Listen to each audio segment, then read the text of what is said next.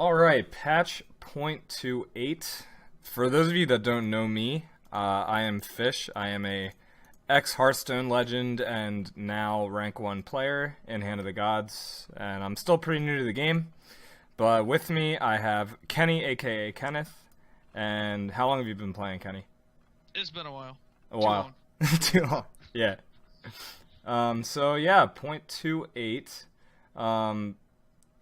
So let's just jump right in. First thing we have here is 3 new structures, and we'll just kind of read them with you guys and then give our opinion of if we think they're good or not, how we think it's going to impact the meta and the game as a whole. So the first one we have here is a new Chinese structure. It's an epic. It's 3 mana. It's a structure. You deploy a Blade Forge, and whenever you play a unit, you add a Crescent Blade to your hand. What do you think about this, Kenny? I don't know. I think it's an interesting card because it gives a way for more Zooey token decks to get Crescent Blades. Now, it is only whenever you play a unit, so if you're Departed Bowman, or whatever it's called, splits into 2/1/1s, you don't get a Blade, but you get it for playing it. But it gives decks that run lots of small minions ways to get Crescent Blades, which is kind of interesting because as of right now, there aren't that many China decks in the meta that are trying to play lots of small units. Right. Some people have been running more aggressive versions of Control China, running like cutting the Imperial Guards for like Imperial Soldiers. So this might see play and find a home in one of those decks. But outside of that, I don't think it's a too overwhelming card. Right. I personally won't be using it much, but it just doesn't fit my style much. And I don't know. and the thing is, like, I think it's solid because there are times where you're trying to develop minions with the class and you just don't have so the class, it's so important to get those Crescent Blades because you have cards that add spell damage. You have Guan Yu with that like AoE effect, so it's like very important to get Crescent Blades in your hand. But when you have a hand that curves out, you know, like a 4-drop and then a 5-drop, I think this is a nice card even if you just find a way to plug it into the already existing kind of like control Chinese class. Yeah. If that makes sense. Yeah. So overall, I think it's a good card. I don't think it's overpowered by any means, but I think it'll see some competitive play for sure. That's fair. So next we have the Canopic Jar. It's Egyptian. It's a common, not an epic. It's also 3 mana. It's another structure. And whenever a friendly is healed, deal the amount healed as damage to the enemy summoning stone. Thoughts? I don't know. This card scares me, mainly Yeah. just because of the 1-turn kill potential that it provides. Obviously this is a dream scenario, but I mean, if you build a deck towards it, it's not that unfeasible. Going towards draw and then an appeasement, but double jar, double Pharaoh's health, and double focus blast on the enemy stone, I believe is 32 damage. That's insane. And without the appeasement, obviously. Yeah. That's a lot of mana, but with the appeasement, I believe it's only 6 mana, because each jar is 1 mana, the Right. Pharaoh's health is 0, and the focus blasts are 2. So it's 6 cards, Right. 6 mana, deal 32. Right. That's crazy burst potential. It's pretty nuts. Yeah. Now, obviously, the trick of that all is yeah, you got to get those 6 cards in your hand, but with some of the draw engines available to Egyptian, I don't think that'll be too much of an issue. And I think this card, or I should say the deck created by this card, might see competitive play if the meta remains as slow as it is. Right. Because if you're against a control deck and you're just running some draw, and you're also running your own control tools, like you've got Annihilation, Anubis, etc., just good cards, I think this card could see a good bit of competitive play. And I think if that's the case, I think it would see competitive play for a very short time because the vibe that I get from the devs is that they really like want to hear our input. And you know, there was a VOD today talking about like, oh, you know, Norse, we want it in a spot where you're killing your opponent in between turns 6 and 8.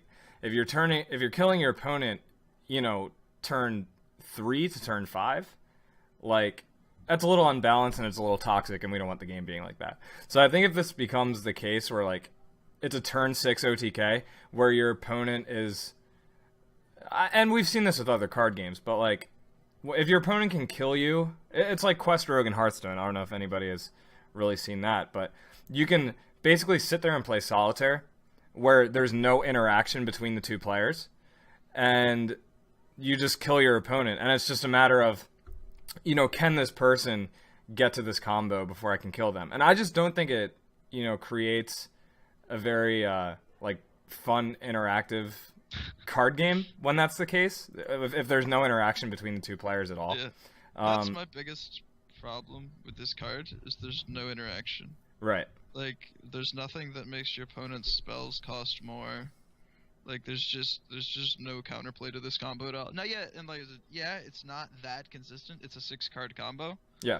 But I mean, you put 6 cards in an already good deck. That's a pretty good finisher. Like, Yeah. I don't know. It's just there's just a lot of burst potential, and that's the thing. You don't have to do 32 every time. Yeah. You can make people make the argument, oh, it's a 6-card combo. Yeah, Kenny, you're not likely to get those 6 cards. Right. No, that's true. Yeah.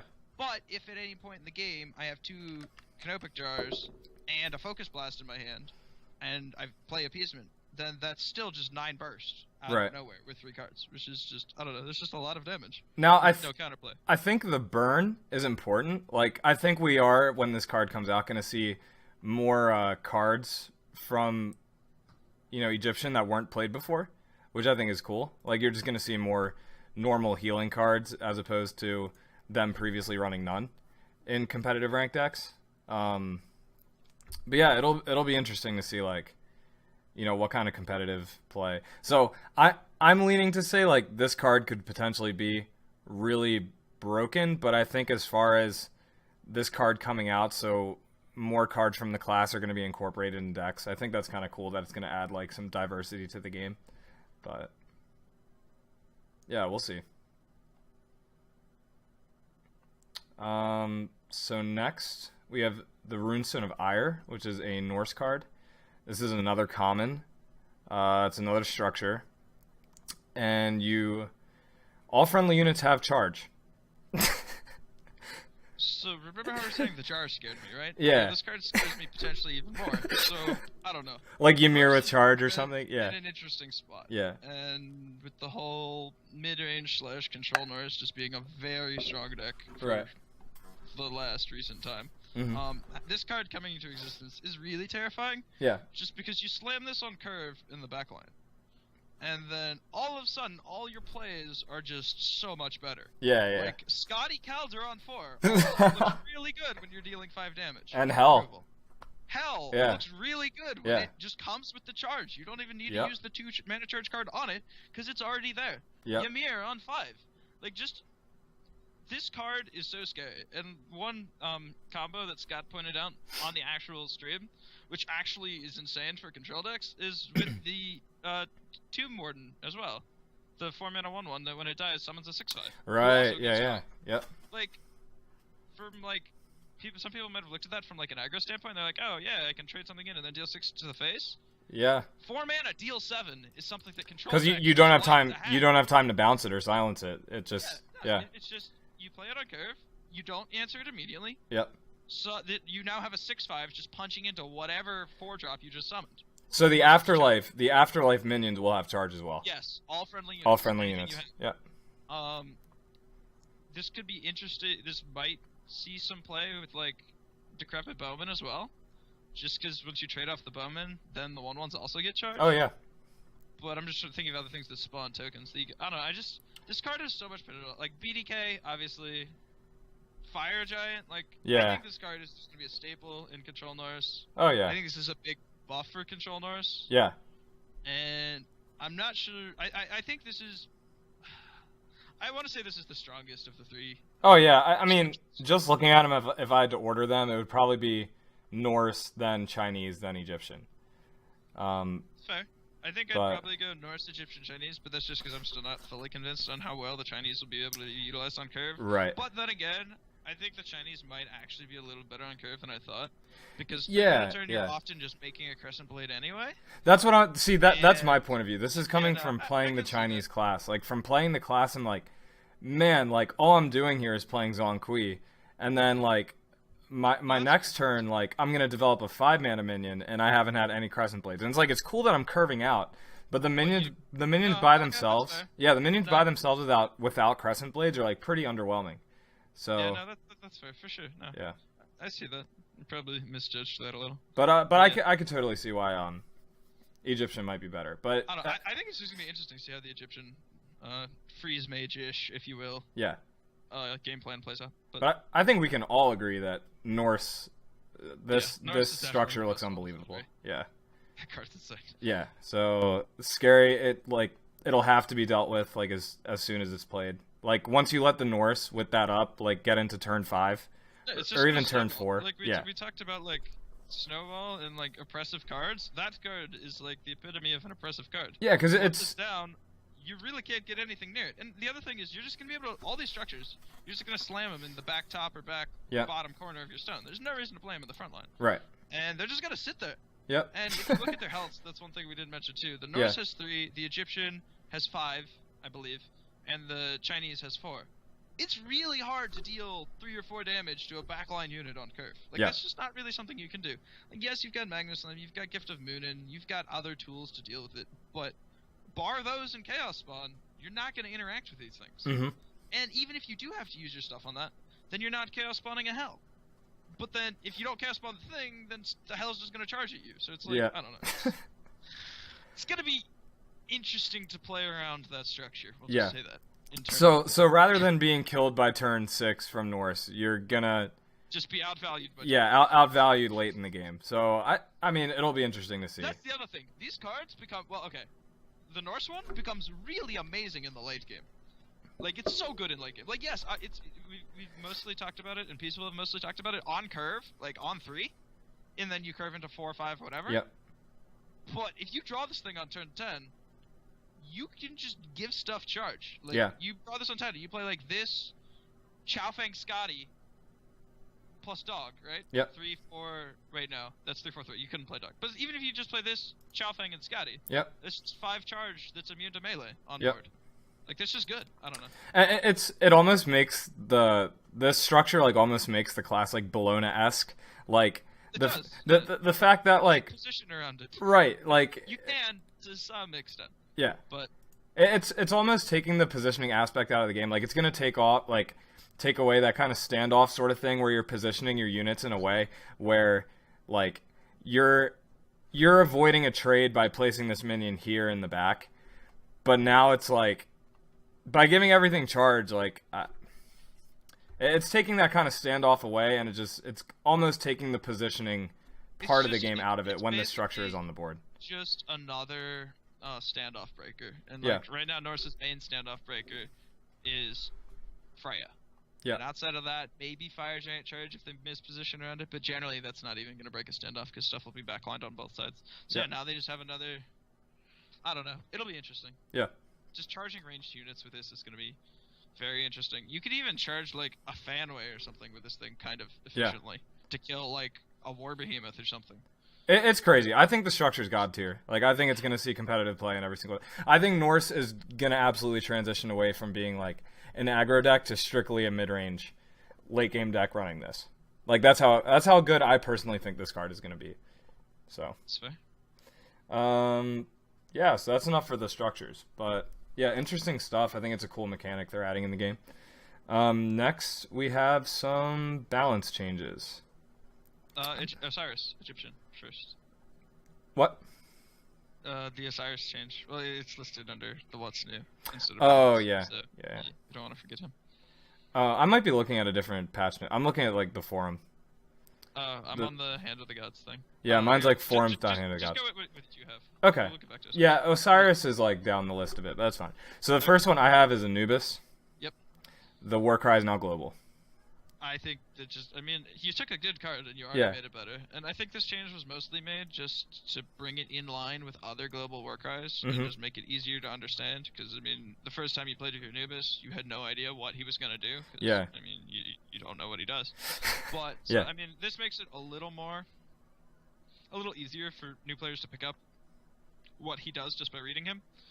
As far as balance-wise, before there was counterplay to Anubis, because you just didn't put things in a column within 4 stones. So Yeah. you could have like a hell and a baboon in the backline or something like that, just Yep. off the top of my head. But now that's kind of gone because it's global range. Yep. So I don't know. So basically, the card is just saying now like this can hit the back line, Yeah, and exactly, and also I can position my Anubis in my back line. Yes, instead. that is another big thing too. Because Yeah. sometimes you have to slam your Anubis in the front line to be able to hit something in the front of their stone, or hit their stone plus the squares on top and below it. Yeah. Now you can just backline it safely. So I don't know. From balance, I don't like this change just because you took an already really strong auto-include overstated card and you just made it better. Right. For the sake of making the games easier to understand, and so I really don't feel good about that. But, Yeah. I don't think this change is going to affect too many situations where you play Anubis. Like, yes, it's a straight upgrade, but there's going to be some situations where you just play it in the front line anyway to hit something that you'd already be able to hit in the front line. It just kind of takes away from the counterplay to Anubis. That's all. Yeah. Which, I mean, I don't like, but it is what it is. And I think that by itself like makes the Egyptian class a little bit stronger. So. Oh yeah, no, for sure. Yeah. It's a straight buff to their best card / one of their best cards. So, Yeah. for sure. All right. So yeah, overall I think the card is going to be like pretty broken now, in my opinion. But so next we have Willix, attack increased to 3. I don't know that this was a change that Osiris necessarily needed, but I mean, obviously my index will take it. Yeah. I wasn't personally running Osiris, but like in my current mind deck that I'm playing, but I ran her when Xbalanque was disabled for crashing the game, and like she seemed to be fine in the 3 slot. Like, it's really hard to deal multiple instances of damage in the early game unless you're Chinese and you have access to Crescent Blades. But against any other deck, it's pretty hard to deal 2 damage in the early game, like 2 instances of damage, and like especially just against any other deck. Okay, Norse maybe with Cursed Warriors if you have a couple of them, but even then, like, she can trade into 1 and then it resets and she gets her Divine Shield, so to speak, back on the opponent's turn. So I think this change bumping her 3 health is going to be a pretty big deal just for the card and the Pantheon in general. Like, I think she's going to be really strong at 3 health or 3 attack.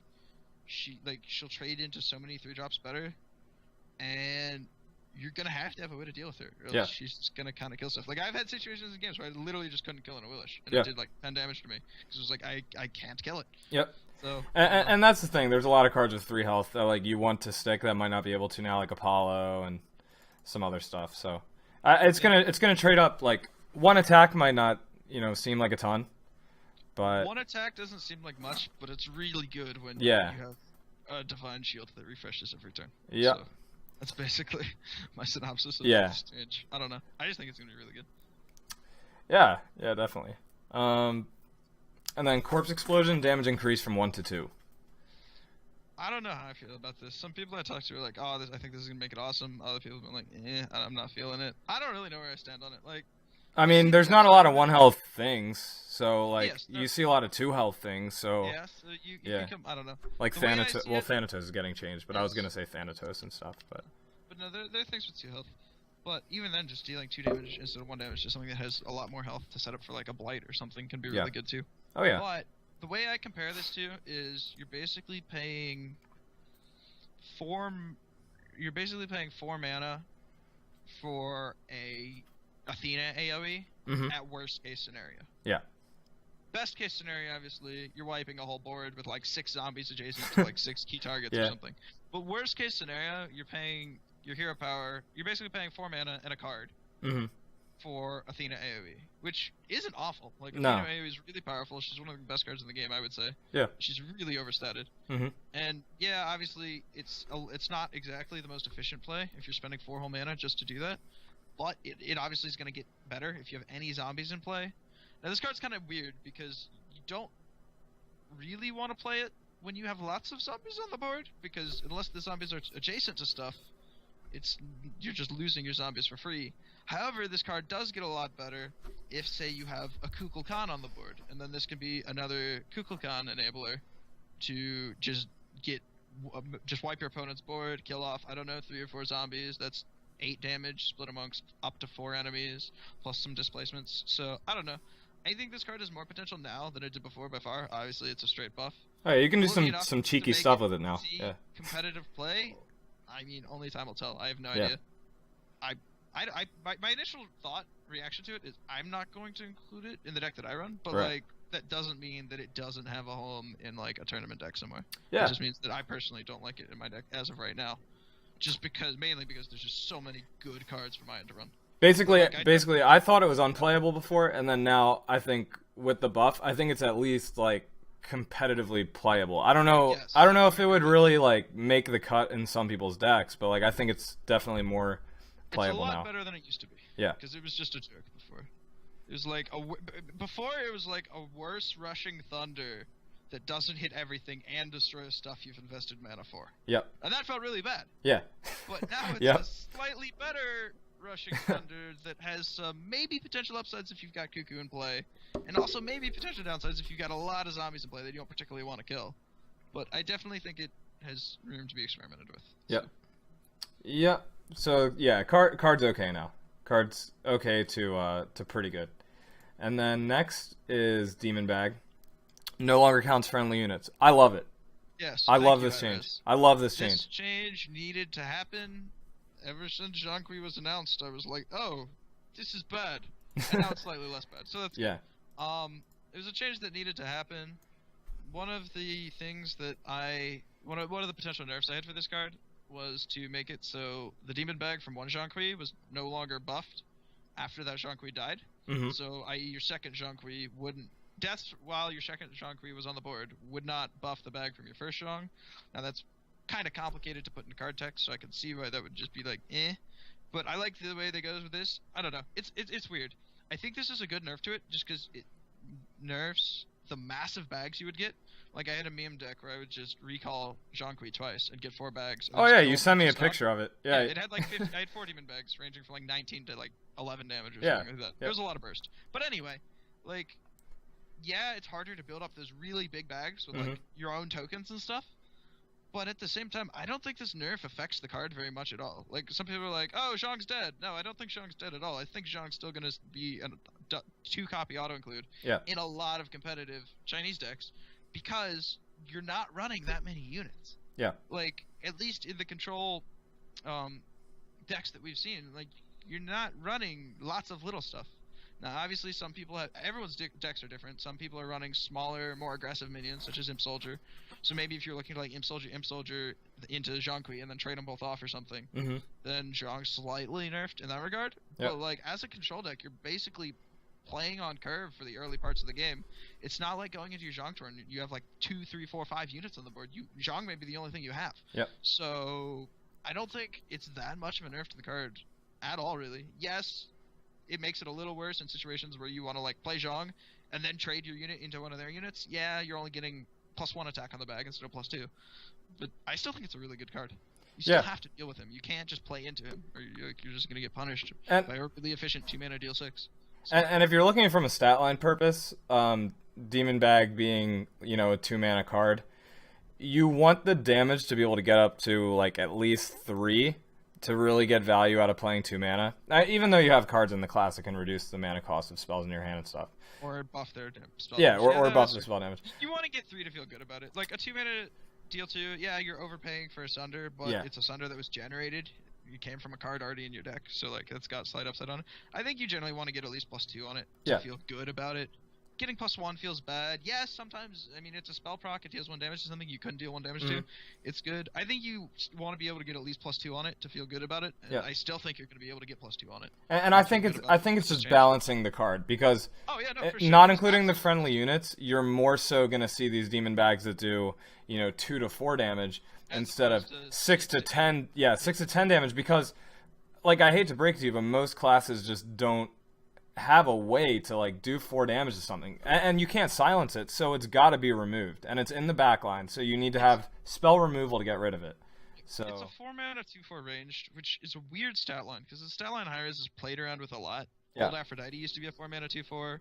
Venus is a 2-mana 2/4, or a 4-mana 2/4. Sorry, words are hard. Then they're bringing Aphrodite back to a 4-mana 2/4 range now. Zhang-Kui is a 4-mana 2/4 ranged, so like. 4-mana 2/4 ranged is a really good stat line. Like, that's really good for its cost. Like, I don't know. It's just... And it has an effect on top of it. So, I don't know. I think Zhang's still an amazing stat line. I still think you're going to want to include him in your decks. I just don't think he's going to be as crazy as he was. But I still think he's pretty good because the nerf isn't that much of a nerf, in my opinion. I think it's a good, healthy balance to the card. Yes, so for sure. It's not instantly unplayable, which is good. And then I want to know what you think about Emperor's Health being renamed to Pharaoh's Health, which I think does nothing. It's just a different name. You're correct in that assumption. as far as how it's going to affect, the meta game and stuff. Yeah. But now it counts as healing, which is now going to play in part 2 the structure that we talked about before. So this now counting as healing obviously plays into the jar OTK, which, I mean, like I stated earlier, I think is going to be pretty good. It also is a slight Sobek slash the 4/6 guy who gets attack slash Sacred Warrior buff, which are all the healing proc cards. But I don't think you're going to be running this card in like a heal proc deck just to try to use it as a 2-mana heal proc. Maybe you will. I don't know. But I just think you have better ways of doing it. You've got your hero power. You've got Capri's. It procs Neath, I guess. I don't know. Maybe it's... I don't know. Just 2-mana heal 4. And this card has been around since the alpha. And the reason this card's always been bad is because, yes, it's 2-mana heal 4. It doesn't affect the board state at all.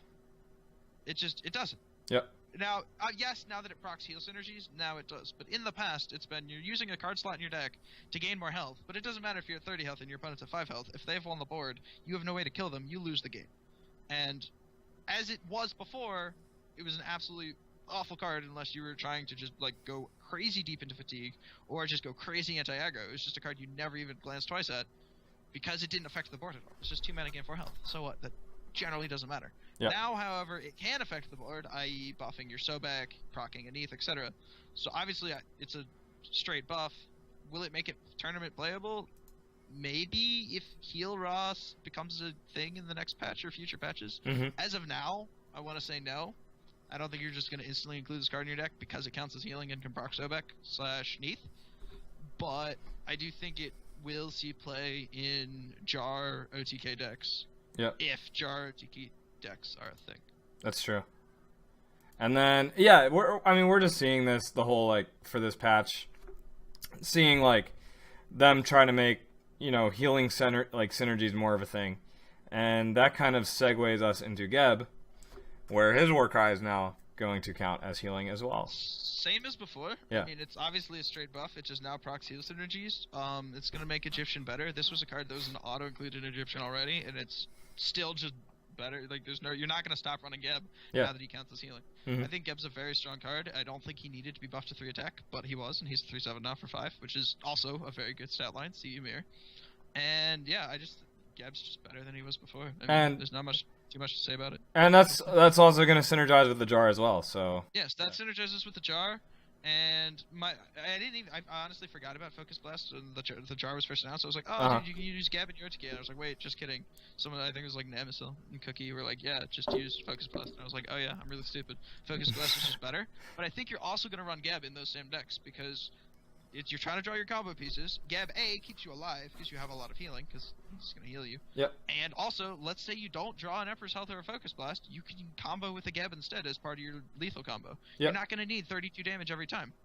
Gab is still deal 6 damage with 2 jars on board. So and like we were saying, it's the burn. Like it's not like you're not going to be getting minion damage in. It's like from minions, from your Blade Masters and your Fire Giants and all that stuff, you get their let's say, it's a 25 health summoning stone. All that stuff combined, you've done 15. Like, you just got to find 10 from other areas. A Gab and another heal card. That's lethal with double jar. Now, obviously, all this comes down to getting double jar and appeasing them to 1 mana. But the odds of running into cards in your deck aren't going to be that bad, especially when you're running draw. And, like, the draw engines... Draw has... I would say the most extensive draw engine in the game, just because of Stirrups Dying Wish. Now, yes, you are running Stirrups in your deck. That is the first thing. And second, you're running Dying Wish, which is pretty bad on other minions. But you have other ways to draw cards. I think Ward is great too. Yeah. Ward helps you get to your other card draw, such as your Stirrups Dying Wish. Now, obviously, you can't have the issue of having too much draw. If you're at 9-10 cards and you've got like 2 Dying Wishes in your hand and like a Sacred Warrior, and you're just like, well, what do I do with my life? I can't play any of these cards. I'm at 10 cards. That's bad. You need to strike the balance between enough draw to actually get to your combo pieces and your controlling elements versus not enough draw. Yeah. But I think Ra has the most options to do that of all of them. Between Sacred Warrior drawing cards when you heal, Ward's just an Arcane Intellect, 3 mana, draw 2, and Steropes, and then Dying Wish, which can be comboed on Steropes if you really want to draw 5, or on Departed Warrior if you only want to draw 4 on a smaller body. And also, the thing with Steropes, and how I think Steropes fits into this deck, is let's say you like coin Steropes or something, or even if you just play it on curve. Yes, there's a chance that it's going to get body blocked, right? And you're just going to have to either trade it in if you really want to trade that minion, or just Dying Wish it and not get the face attack. But let's say you coin it out and your opponent doesn't have a minion on curve to play, you can punch for 5 and then just kill it off. And now you only need 20 damage for your combo. So, I don't know. I think this heal deck can work, and I think having Geb in it is just a good thing to do, because Geb's just a good card. Yeah, so. And now that we've been talking about it more, it's making me think, like, I don't think we're going to see a pure, just, like, OTK Raw deck. I think we're going to see, like, a normal mid-range, mid-range, Raw where, you know, you might see them burning you for 10 to 15 damage at the end of the game. For sure. It's just like a efficient-ish Pyroblast that takes, you know, a couple cards. Yeah. I don't know. I think it could be okay. Maybe I'm overhyping this a lot. I think this deck is going to be really cool. Yeah, I mean, it'll at least be, like, all these structures and new changes are going to be very, very fun to mess around with for the next couple weeks. So the thing with this OTK though, and how I'm not sure how I feel about it, is it's not interactive at all. There's no way your opponent can interact with it, and that's the thing with the Bologna OTK, the Exodia, as some people call it. You can play around that really easily. You just don't have to flood the board with units. If you just if you don't have 8 units on the board at any time, you can't lose to Bologna OTK. Yep. Like if you just keep 2 units on the board and just keep jamming with them with those 2 units. Yep. You're not going to lose the game. You just can't. But against this heal jar deck, there's not really much you do. They get their combo, you die. Yep. There's no counterplay. So, and I don't know. And we all let's be real. We all want to have a fun, interactive card game experience. So for sure. But I don't know. But I don't know. You're gonna have the people out there who are gonna be trying to ruin your day by getting this, this combo to work. So we'll see. I don't know. We'll see how it goes. Big Osiris change. Mana cost increased to 8. Attack reduced to 4. Health reduced to 4. And new passive, reduce cost by 1 for every friendly that dies while this card is in your hand. That's interesting. Yeah. It's more playable now than it was before. And the problem with it before was you had to trade off a bunch of stuff in one turn. Which was great if your opponent just, popped your Bastet and, left the 3 cats around, and then left a couple other tokens just standing there in range, so then you could then move the tokens in range of their units. Yeah. Trade them cleanly, and then play double, 2, 3, or 1 mana, or 0 mana Osiris. That was, the dream scenario. The problem is that wasn't realistically reliable to happen. Yes, some people played some pretty crazy, meme-y, appeasement-ish decks with this card, where you would just trade a bunch of stuff in, do an appeasement, maybe a Dying Wish in that turn, and just, boom, just slam 2 Osirises. And I believe I had some turn where I was playing a similar deck, where I ended up pumping out 50-50 something in stats in one turn, because I played double Osiris, Gab, Fire Giant, and Isis or something like that, all in one turn. Because it was 8 or 9 mana turn, and I double appeased all of those, or something crazy. Just not realistic. Yeah. But he didn't see much. That's a dream scenario, and that's in a casual, just against a that's not something you're actually going to be able to realistically pull off in a tournament. Yeah. And I just don't think it was a very good card in general. Now at least you can get the Osiris in hand, just play out your deck like you normally would. You don't have to set up for this crazy swing turn with double Osiris, Isis, or anything like that. You just play the game normally. Your stuff's gonna die off in trades, and then you get a cheap tempo 4/4, which I think is pretty good. Yeah. Now, you really need 5 units to die for this to get value. Yeah, exactly. Because if only 4 units die, you're just playing a downgraded Uguay, so to speak. And obviously, he's really weak to Hebo/Recall, but I'm not too worried about Recall because that doesn't seem much competitive play. But he's really weak to Hebo just because his cost goes back to 8. But I mean, so realistically, realistically, can we get 5 effectively 5 minions to die by turn 3? And not only that, but you're keeping this card is going to be a keep. I'm guessing if you're playing it in your opening hand, and then And when you're keeping this in your hand as an 8-drop, that's taking the place of another card that's going to be in your hand that could help you curve out. Yeah, 2 or 3 drop. So. Or even 4. I don't know. How I feel about this card is I don't think you're going to want to look to play this on 3. I think you're going to want to look to keep it off the opener, try to curve out 2, 3, 4, and then as stuff is dying off, you're going to want to play this for anywhere between 0 and 3 mana. Yep. Just to slot it into your curve. With just so, use your mana effectively. Between 6 and 8 mana turn. Yep. So like, let's say you get this guy down to 3, and it's going into 7 mana turn. Well, now because 5 things have died, now you could play a 4-drop plus this guy, when normally you'd only be able to play a 4-drop, and you're not gonna have a 3 mana 4/4. And if it's Kenny, that 4-drop is Chow Fang. So. Yeah. So you can play this with Chow Fang on turn 7, and like that's pretty good. It's 7 mana, 2 cards. 7/7 of stats, one of them's immune melee. But that's just a single scenario. I think this card's good. I think it's very flexible, because like with the reducing cost, you're going to be able to fit it in your curve. And also, let's say it doesn't quite fit in your curve this turn. Let's say you have it down to 3 cost, and it's 5 mana turn. You have to be playing that in a 2-drop, and that feels kind of weak on 5. So let's say you just play a 4-drop, or you just play a 5-drop, right? Let's just play you Slam, Nerf 4 Behemoth, whatever. You play whatever. You play a card. On 5, something dies, well, next turn it's only going to be 2 mana, and now on 6 mana turn it's a lot easier to fit it in curve with that Chow Fang that you had, as opposed to just not being able to play it at all. So, I don't know. I think it's good. I think it's a lot more flexible now that it's been changed to this, as opposed to just you have to trade these all in one turn and then summon the Osiris this turn, or else it goes back to being a 7 mana 7/7. Yep. So, I just think in all it's a good change. Will it see play? I don't know. I'm not sure what raw deck it would fit into. Yeah. But I can see people running it. Because from what I'm seeing, I don't know. Like they're pushing for this healing stuff, and it doesn't fit the heal synergy at all. Yeah. I think this is pretty much. It's like, is it like I feel like this would see play in some sort of like an afterlife raw deck kind of thing. I think this would mostly see play in aggro or mid-range decks. I don't think a control deck's gonna want this, just because you don't have that many things that are dying. Yeah. Like, yes, it's value, and control decks like value because it's just a very. It's not even value. It's tempo. It's a very efficient play, like a 2 mana 4/4. It's a really good tempo play along with something else.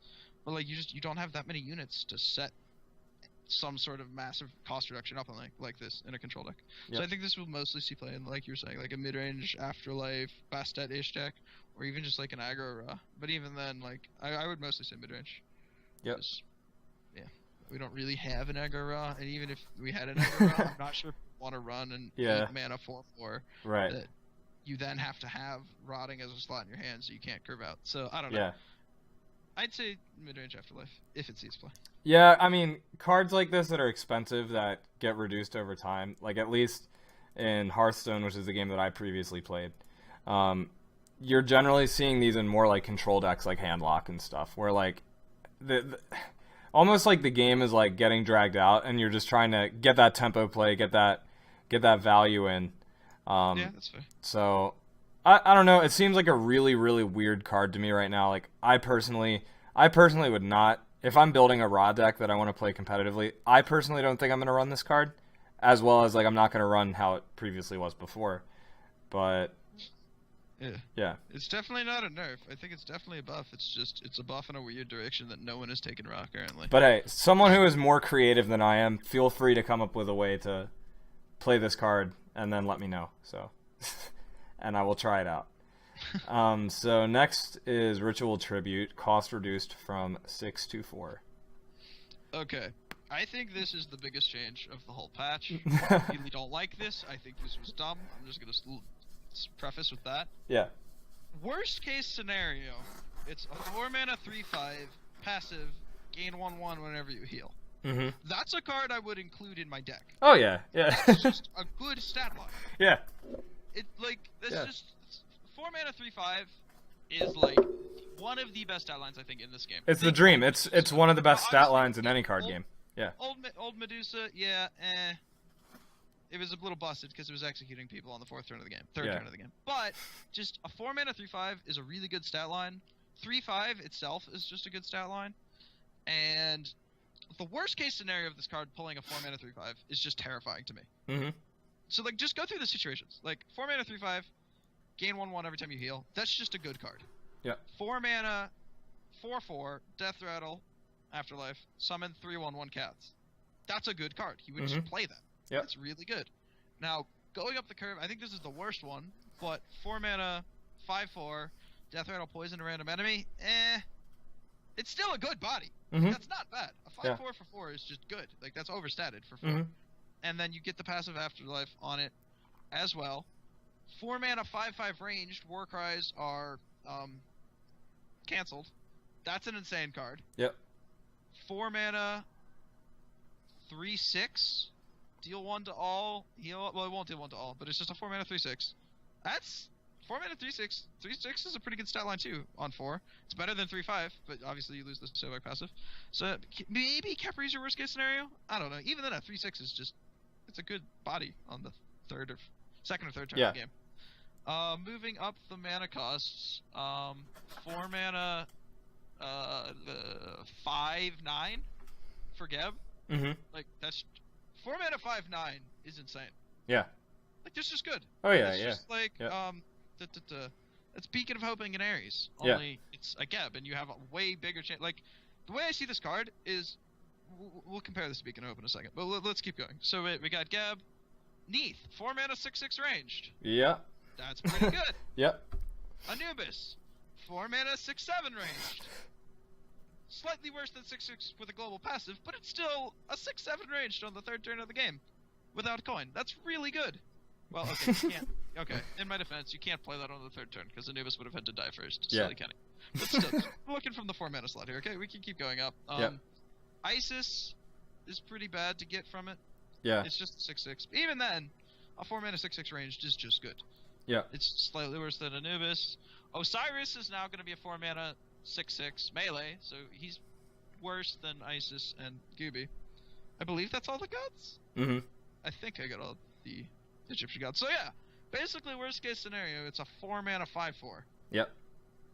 And best case scenario, it's a 4 mana 6/9 or a 4 mana 6/6/6/7 ranged with or without global, depending on whether you're Neath or Which, Isis. if we're content with a 4 mana 3/5 stat line, we're very content with a 4 mana 6/9. 6/6. Yeah, stat line. exactly. Yeah.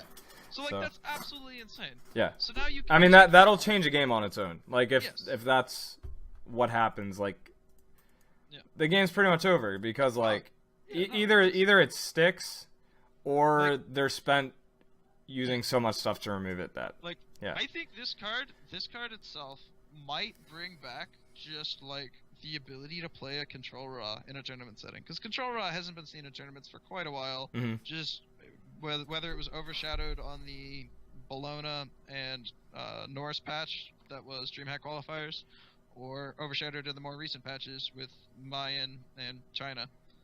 But Control Raw has been good in the past. It's just it hasn't been great recently because of the decks. But I personally think just this card is going to be enough to bring that deck back. Maybe I'm wrong. It could be a total miss. Yeah. But just the fact that you can just 4 mana summon a massive stat bag, that's just insane. Yeah. That's so good. And then you directly compare this to Beacon of Hope for Greek, and that just feels awful for anyone that wants Greek to be okay, because you compare the Beacon results to this. Beacon is worst case scenario, you get a 4 mana 2/1. That's just awful, right? Oh yeah, it's and horrible. Best case scenario, okay, you can get Ares, which is a 4 mana 4/8. That's really good. You can get pretty much any of the bigger cards are good for Greek. So you've got Ares is good, Athena is good. Yep. I would say I'd make the argument that Hades and Medusa are both really good. Mm-hmm. And then Enyo. Arachne. Enyo's because you don't get the work right, but it's still 4 mana 4/5. That's good. Enyo and Arachne are good, so that's 6 good targets. Yeah. And then Aphrodite feels pretty bad because it's just a worse actual Aphrodite. It's not awful, but it doesn't feel great. You're overpaying. Thanatos feels pretty bad. You lose the work right, so you're paying for 4 mana 3/2. Nemesis feels really, really bad. It's a 4 mana 2/1. Apollo feels okay just because he's Apollo. But, I mean, you're still overpaying for him, but he's still Apollo. Mm-hmm. And then Poseidon feels really good if you weren't already running Poseidon because you now have a hero power. Yep. So, basically, 6 of those are really good, and the other 5 are okay.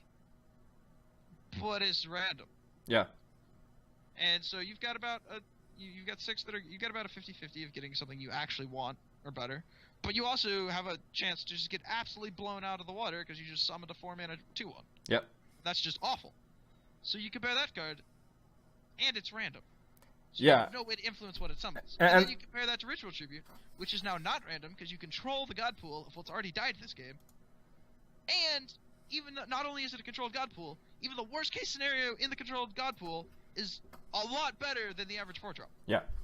So like, and here's the thing with RNG and card games is there's inherently going to be RNG. You have Blood Bond, you know, you're killing one of your random friendlies for a random enemy unit, and there's ways that you can twist this RNG.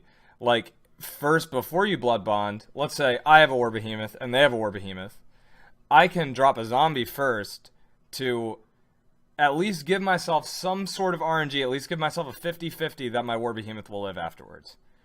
Now, with card games, if it's just a flat 50-50, I don't know if it's going to see much competitive play, to be fair. Now, I think it makes it playable because in the situation where the 50% is in your favor, I think it can win you the game.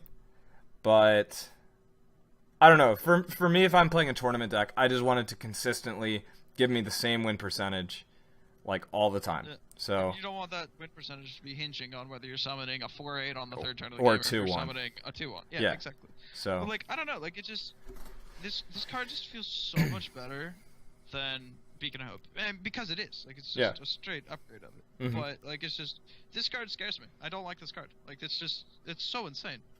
Like, this sort of kind of brings me back to the days of on like old Alpha Patch where Beacon of Hope was 4 mana and there weren't some weak early game gods for Greek. Like, worst case scenario with Beacon of Hope was you're getting a Thanatos who could still use his Warcry and go execute something. Yep. Because summons could use it at that time.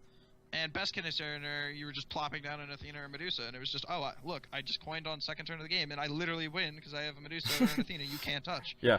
And I feel like this card's gonna be the same way. Like, if Gab dies and you just play this on the turn after, well, you just dealt with a 3/7. Good luck dealing with a 5/9. So it's high risk, high reward. Yeah. Yeah, well, Yeah. The old one was high risk, high reward. Uh-huh. The old Beacon of Hope, because yeah, you could get something that was bad in that situation. You just lose the game off it. There's no way Ritual Tribute's ever gonna lose you a game just because of something it randomly summons, which is what makes it such a good card. Yeah. Like, I don't know. I think that's enough on this card. So you think it will see competitive play? Oh, I think so. Yeah. I think this card is going to see a lot of competitive play, and I think it's going to be one of the most busted cards of the patch / the last couple of patches. Yeah. Like, this card's insane. Yeah. It's so good. I'm done. Hey, I mean, it's good stuff. It's good insight. Next we have Thanatos. Pretty simple. Everything's still the same. His health is just increased from 2 to 3. I think that's very good considering we're seeing things like Corp Explosion and stuff. There's a lot of things that do 2 damage. You know, I think it's a good buff. I think for what it does, I think a 4 mana 3/3 is pretty balanced. I thought it was kind of weak at a 4 mana. I mean, its Warcry was great, but I mean, it just gets easily killed the following turn. Yeah, So I don't know. Yeah, I don't know. Thanatos is kind of weird when you compare him to Chalk, yeah, just because they're very similar cards, if you think about them. Mhm. One's 4 mana, one's 5 mana. Before it was a 4 mana 3/2 versus a 5 mana 4/4. They both deal 2 damage. Chalk is better in which the 2 damage doesn't have to be to a target that only has 1 or 2 health. You can use it on anything. But obviously it also has the drawback that it doesn't execute, so it's not canceling out afterlife stuff by taking the spot, such as like Sylvanas Flower. yeah, Stuff like that. So I don't know. I think Thanatos needed the Chalk isn't a great card. right. in general. I It's personally pretty don't. I don't run it understated. personally. Yeah, no, Yeah. he's understated. Yeah. But just to compare the effects, I think making Thanatos a 3/3 is good, just because it's getting him a slightly better stat line. Because with Chalk, you're basically paying 4 mana for a 4/4 and 1 mana for a Sunder, right? And a 4 mana 4/4 is not bad. Like, it's okay. It's playable. It could be better. Obviously, the direct comparison on 4 mana for 4/4 is Uguay, which is a 4/4, 4 mana 4/4 plus a passive. But it's okay. It's playable. And when you're looking at Thanatos, he's basically a 3 mana 3/2, and then a 1 mana deal 2 damage, Sunder. And I made the argument when Thanatos was first bumped to 4 mana that I didn't think he was very good. Just in general, just from like a tempo/value standpoint, because basically you're paying 4 mana. You're basically paying you're running a 3-mana 3/2 in your deck just to have access to a 3rd and 4th Sunder. Now this was when Sunder was neutral, but you're basically paying 4 mana. Or you're paying 4 mana in a card to run a 3-mana 3/2 in your deck and deal 2 damage for 1, which is a Sunder's effect, and that's okay.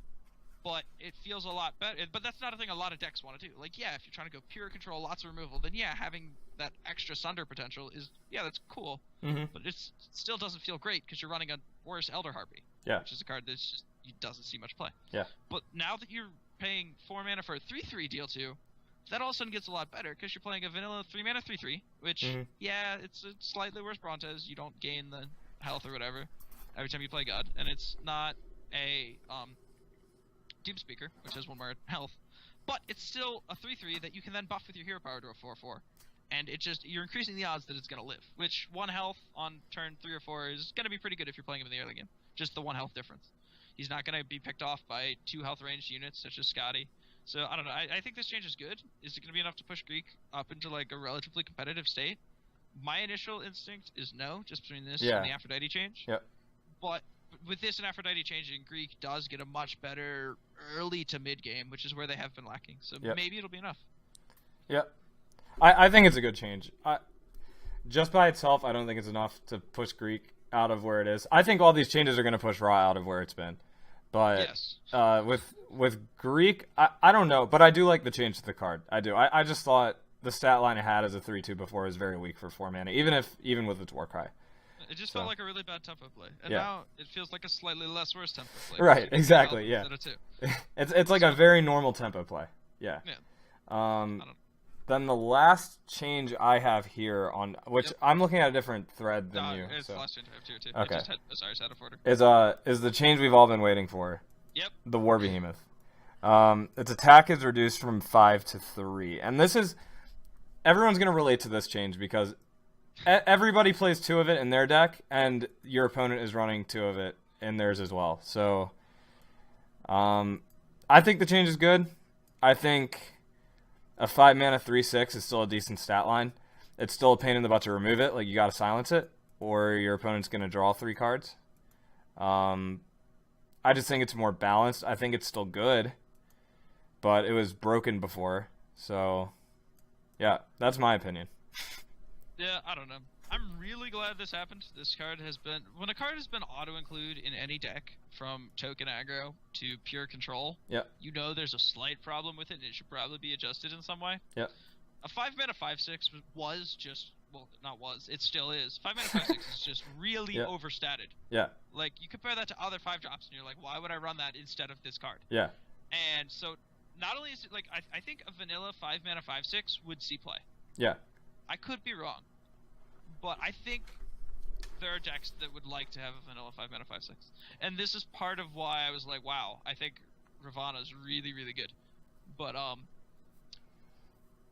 even beside that, that's beside the point. But I just think a 5-mana 5/6 is really good because it's just 5 power on the board is a lot, and 6 health is a lot for a 5-drop. Yeah. So you're combining high power, high health, but then you have a passive that's drawing you at minimum 1 card. Okay, technically at minimum 0. If he gets executed or silenced, it's not drawing you anything. But a passive that, if he's just trading out normally, is going to draw you 1 minimum, 6 maximum. That's crazy good for any deck.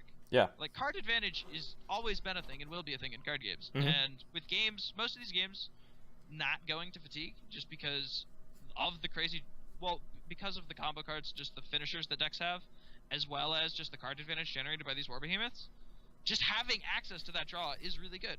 And yes, some people are like, yeah, well, you can mill cards, but milling cards isn't the worst thing in the world. Just because you mill a card, it basically just means that card, you were never going to draw it, and you just can pretend like it was on the bottom of your deck, and you're just never going to get to it. Now, obviously, if it's a combo piece, or like a Fire Giant or a Dragon King or something, you're going to feel bad if you mill it. But at the same time, you just milled your Dragon King, it just got you closer to your Blade Master, second Blade Master. So, like, there's just... Milling is not that bad. And yeah, even if you mill your opponent, and yeah, you may have milled 3 cards. It could have been 3 great cards, or it could have been just 3 average cards, which then got them to their other 3 great cards, like double Crippling Curse and Freya, for example.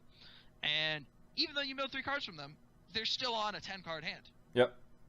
decks like having 10-card hands. That's good. That means you have a lot of options to work Yep. with. And even though you may have lost some cards from milling with your War Behemoth, then you still have lots of answers to deal with your opponent's board to try to close out the game.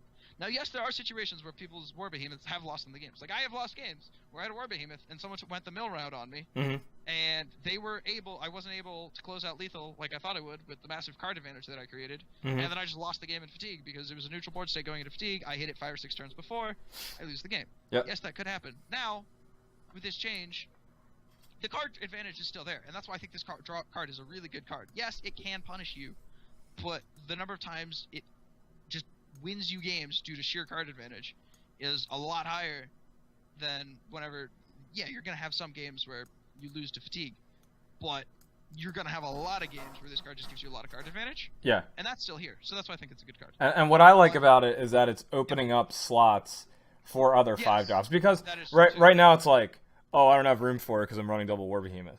Now it's now it's like I can run one as my draw engine if I want to, and then maybe if I'm playing Mayan, I can run Chalk or I can run like AMC or something like. Yeah, no, that's fair. Yeah, for sure, definitely opens up slots. Yeah. And like the problem with it being auto include is 5 power is a lot, and I said this a little earlier, but like 5 power is insane. 5 power on turn 5 from a single card is really good, and it's a combination of the power the card brings along with the passive effect that you actually have to deal with when you remove it that makes this card so good. Because if they remove it inefficiently, you're drawing a lot of cards. Let's say they can't remove it efficiently, but they don't want to remove it inefficiently. They just have to leave it there. You're just leaving a 5/6 on board. It's going to punch into something. It's going to get a value trade. Projection. Trade 2 for like, 1. Yeah. You can projection with it and then just push more face damage to kill whatever they summon on their turn, be it an Akwang, whatever. That was a massive thing in the Guan Mirror. Yeah. The new Guan Mirror was projectioning whatever they played on your 6-mana turn after you put War Behemoth on 5 and they couldn't. It kills virtually everything except Sun Wukong, Fire Giant, and Blade Master. And even that you can, you can project and then like swing into it, or you got to do what you got to do. Yeah.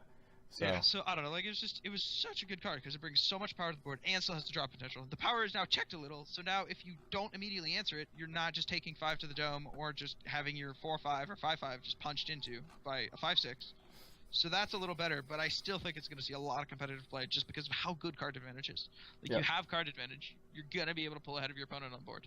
So with the card, do you think people are still gonna run 2, or like what do you think this is gonna do to competitive players? Like, just say, do you think they're gonna run 1, 2, or none? I think people are still gonna run 2. I'm gonna run 2 at least. Okay. I could be in the wrong here. Maybe everyone else runs 1, and I lose all my games in fatigue. And you're also like, since I've known you, you've not been the person that shies away from nerfed cards. So. Oh yeah, no, for sure. Yeah. Like I still think Zhong's gonna be good. I still think this card's gonna be really good. I think it's still a good card. Yeah. Because that's the thing. You compare this card to War Behemoth, right? Or hold on. Words again. Compare this card to Bull Demon King. Another 5-mana 3/6. They're both 5-mana 3/6s. BDK has cleave. This card has passive draw when it takes damage.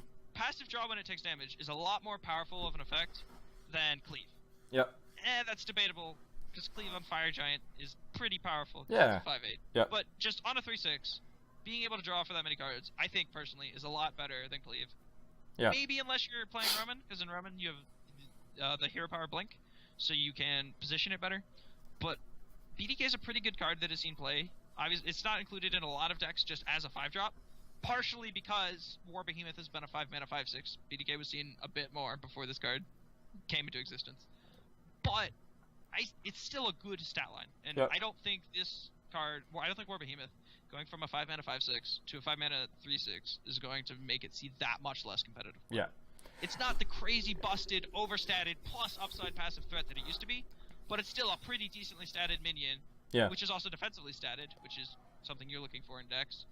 And it also still has a really strong passive. And I think that's the thing, is just kind of the shock factor that comes with nerfs. Like, oh my gosh, this super broken card is now lost 2 attack. Yeah. Well, it's not Rip Behemoth. It's not the busted, overstated card that it used to be. It's still good just though. An okay card now.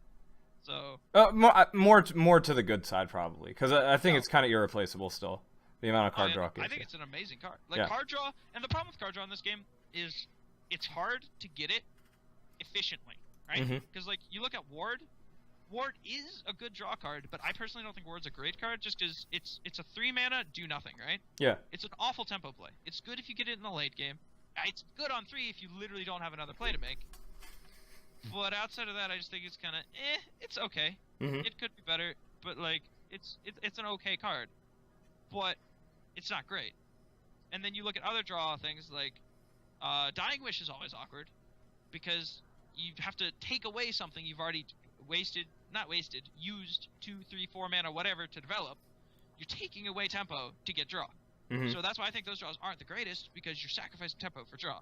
And then you compare that to Sacred Warrior, and you compare it to Sacred Warrior and War Behemoth. Those are very tempo efficient ways to draw cards, because they don't put you behind on board anymore. You've got Sacred Warrior, just whenever you heal a unit draws, you then play Kepri, you're just developing a unit on board, maybe killing 1 or 2 things they have, and then also drawing a card or 2. That's really efficient. Yeah. Or then you look at War Behemoth, you're just slamming a 5-drop, which then also generates cards. That's just efficient. Yep. Well, and that's why I think it's so powerful, and it'll still see a lot of play, even as a 3/6. It's just an efficient. It's an efficient play you can play on curve that generates card advantage that doesn't set you behind on tempo. That's how War Behemoth and Kepri with Sacred Warrior on the board differentiate from almost any other card draw in the game. It doesn't sacrifice you tempo on board, and that's why it sees so much play. The closest card to it is probably Nakam Warrior. Yes. So I'd say Nakam Warrior, and the closest card to it is Nakam Warrior, and that's another good comparison, because now that they're both on 5, you can pretty adequately compare Nakam Warrior to Behemoth. And one is a more aggressively statted line, and one is a more defensive and stat also line. requires you to have tokens. Yeah. Versus Behemoth's more defensively statted minion that just generates draw from itself and doesn't have tokens. Both have their upsides and downsides. Both with the downside of you can overdraw and just get milled for a ton of cards. Yeah. If you're not careful with it. But I just think it's really interesting. I think more so with card draw, though, you get the resources you need to close out games more so than fatiguing. So. Yeah. We're gonna skip the quest because just do them. Just do your quest. Get your favor. If you don't like it, just re-roll it into something you like. Much, yeah. I will say though, I hope I keep getting the win quests and don't roll into too many of these new quests though, because I really don't like the summon gods quest. Yeah. That's just a pain. Yeah, I'm probably not gonna play 30 like, Greek gods. To do it. Yeah. Maybe 4, 5, 6, 7 if you lose them, but like some of these play like 60 gods. Like that's insane. Yeah. So. I'll probably re-roll some of those. Just a couple bug fixes, and then we'll probably close it out. Fixed an issue where Tenacity was not given priority over Shackles if played on the same unit first. Fixed an issue where Aphrodite could buff a banished unit. That's interesting. Fixed an issue where Silence was not properly removing the aura status icon. That's actually really good, because before you could Chaos Spawn something with Last Breath on it, and it would just die. Huh. Wasn't intended. Was very annoying. Yeah. Luckily, no one knew about it. We didn't even know about it until recently. I just discovered it when I was testing, because I was like, I'm pretty sure you can silence off Last Breath to get it off your unit and save it. And someone was like, no, Kenny, you're crazy. And we went and tested it. And it was like, oh, just kidding. Actually, you silence Last Breath off, your unit just dies. Also, I found out recently Spiderlings have charge if they're bounced to your hand, even though it doesn't say so. Yeah, I didn't know that either. That probably should be addressed. Yeah. But, I might message Adonis or something. Yeah, I was gonna say that should probably be. Fix an issue where the escape button would sometimes not work when in a match. I knew that. Yeah, I had an issue with that in a tournament. I'm glad it was fixed though. And fixed an issue where gold cards showed common effects when being revealed from a core pack. Huh. Didn't personally notice that, but all right. All right. Well, that's pretty much gonna do it. I hope this was insightful to a lot of people. Thank you, Kenny, for spending your time. This was helpful to me as well to just talk through all the changes and stuff. And yeah, I guess leave your comments. Let me know what you guys think. And yeah, overall, I think the changes are pretty cool, and I'm excited to see what happens to the competitive scene over the next couple weeks. So, all right, see ya.